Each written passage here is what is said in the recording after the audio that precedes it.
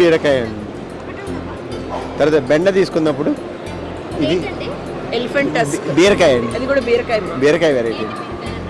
నేతి బీరకాయ అంటే ఇదండి. ఇదేమో ఎలిఫెంట్ టస్క్ బెండ అంటామండి. ఇది మామూలు రెడ్ బెండ. తర్వాత ఇది గ్రీన్ స్టార్ బెండ, ఇది రెడ్ స్టార్ బెండ. ఇలా బెండలో కూడా చాలా వెరైటీస్గా చేస్తూ ఉంటాము. వంకాయల్లో కూడా ఇన్ని వెరైటీస్ ఉన్నాయండి. ఇది ముళ్ళ వంకాయ దగ్గర నుంచి అన్ని వెరైటీస్ ఉన్నాయి.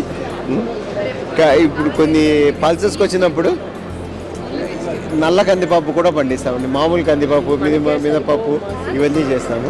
తర్వాత ఆయిల్ సీడ్స్కి వచ్చినప్పుడు గ్రౌండ్ నట్, కుసుమలు అవన్నీ చేస్తాం. అవన్నీ కూడా పండిస్తాం. పొలంలోనే ఎద్దులు గాదుగు పెట్టాము. ఇది ఏజ్ ఓల్డ్ ట్రెడిషనల్ మెథడ్గా ఆయిల్ ఎక్స్ట్రాక్షన్కి బుల్స్ యూజ్ చేసి ఎద్దుల్ని యూజ్ చేసుకుని ఎద్దులు గాదుగు చేసి ఆయిల్ వంట నూనెలు కూడా తయారు చేస్తూ ఉంటామండి.